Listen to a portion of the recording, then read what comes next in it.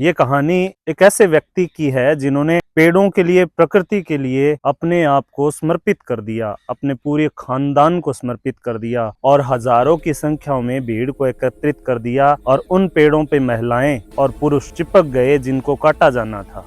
नमस्कार दोस्तों, मैं बात करूंगा आज सुंदरलाल जी बहुगुणा पर। 1927 में जन्मे बहुगुणा तिलाड़ी गांव उत्तराखंड में प्रकृति को ही मां मानते थे, प्रकृति ही गुरु थी और प्रकृति को ही किताबें मानी। 1970 के दशक में सरकार द्वारा विकास करवाने के एवज में बहुत सारे पेड़ों को काटा जाना था, बांध वगैरह बनाने थे और जब उन पेड़ों को काटा जाना था तो उस क्षेत्र की महिलाओं ने उन पेड़ों के साथ चिपक गई, क्योंकि उन गांव वासियों को पता था इन पेड़ों को काटा जाना है। उन पेड़ों के कटने के बाद उस क्षेत्र में जो पहाड़ की मिट्टी है वो खिसकेगी और वहां पर रहना संभव नहीं होगा। और ऐसे में ही शुरुआत होती है चिपको आंदोलन की। महिलाएं पेड़ों के चिपक गई और बोला कि पहले हमें काटो, उसके बाद में पेड़ कटेगा। जो मजदूर बाहर से आए थे उन्हें महिलाओं ने पेड़ नहीं काटने दिए। सुंदरलाल बहुगुणा जी ने उस आंदोलन को एक नई दिशा दी और ये आंदोलन विश्वव्यापी बनाया और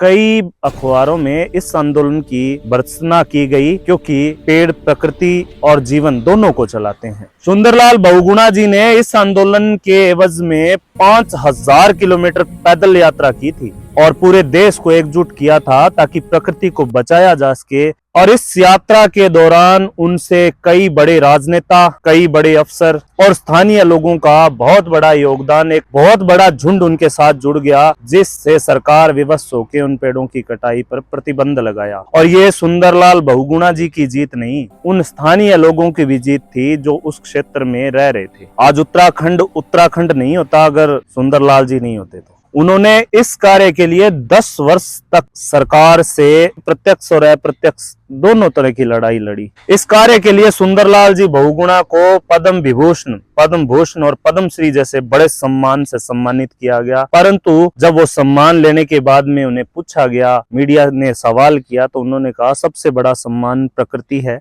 इससे बड़ा कोई सम्मान नहीं है। सुंदरलाल जी हमें ये बात सिखाते हैं कि एक आदमी प्रकृति बचा सकता है, एक आदमी बहुत बड़े स्तर पर लोगों को एकत्रित कर सकता है और एक आदमी पेड़ लगा सकता है। ये उनके जीवन से हमें प्रेरणा मिलती है कि हम प्रकृति के लिए क्या कर सकते हैं। अगर ये वीडियो आपको पसंद आए तो अपने दोस्तों के साथ शेयर करें, हमारे चैनल को सब्सक्राइब करें। जय हिंद दोस्तों।